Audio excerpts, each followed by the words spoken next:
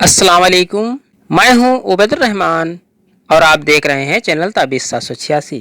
आज की वीडियो का उन्वान है बराए अदावत। अदावत यानी दुश्मनी का ये नक्श बहुत मोतबर और मुजर्रब अमल है। इसके करने से दुश्मन जलील होगा और तमाम बीमारियों से घेर लेगी। दुश्मन मुंह दिखाने के काबिल न रहेगा।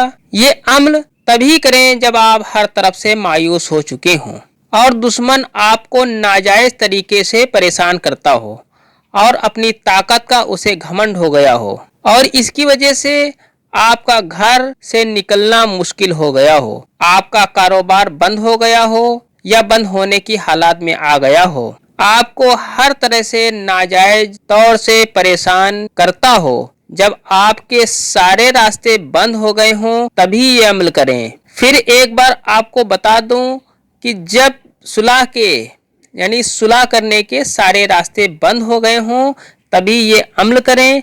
किसी को नाजायज तरीके से परेशान करना अमल व अदब की दुनिया में ठीक नहीं है, जायज़ नहीं है। नक्श इस तरह से बनाना है, आप पूरी आखिर तक वीडियो देखने के बाद ही ये अमल करें। नक्श इस तरह से भरना है, आप 9 खानों का एक बॉक्स बना लें। 9 खानों का बॉक्स बनाने के बाद आपको यहाँ पर लिखना है 1, यहाँ पर लिखना है 5 और यहाँ पर लिखना है 9। इसके बाद आपको यहाँ पर लिखना है 2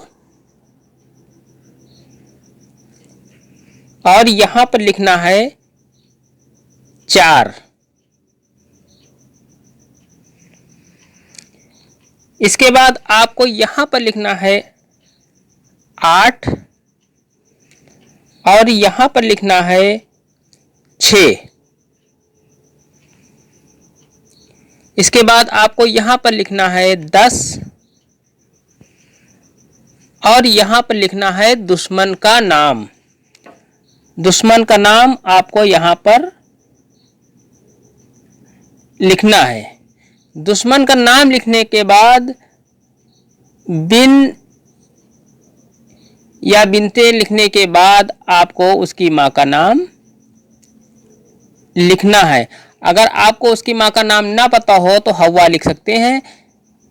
अगर दुश्मन एक से ज़्यादा हो तो इस तावीज़ के दूसरी तरफ आप उनका नाम लिख सकते हैं।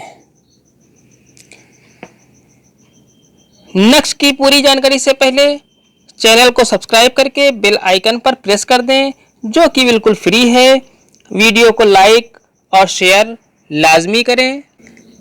इस नक्श को हरे यानी ग्रीन रंग के पेन से लिखना है। इस नक्श को शनिवार यानी सैटरडे को दोपहर में 12 बजे बनाना है। इस नक्श की इजाज़त जायज़ मकसद के लिए आम है। नक्श बनाने के बाद एक नींबू ले लें, नींबू यानी लेमन लेने के बाद इसके 2 टुकड़े कर लें। टुकड़े करने के बाद इस नींबू के दोनों टुकड़ों के बीच में इस नक्श को रख दें। नक्श को रखने के बाद किसी डोरी के सहारे, किसी धागे के सहारे या कोई टेप ले लें। टेप के सहारे इन दोनों टुकड़ों को आपस में जोड़ दें। अब इस नींबू को ऐसे पेड़ के नीचे दफन कर दें जिस पेड़ के फल खट्टे होते हों। आपके पहले दिन से ही इस अमल के करने के बाद इसका असर दिखने लगेगा इंशाअल्लाह। ये अमल सिर्फ जायज़ मकसद के लिए ही करें, नाजायज़ के लिए इसकी मेरे तरफ से कोई इजाज़त नहीं है। आज की वीडियो में इतना ही। मिलते हैं इंशाअल्लाह अगली वीडियो में। तब तक के लिए अल्लाह हाफिज़, दुआ की दरखास्त के साथ।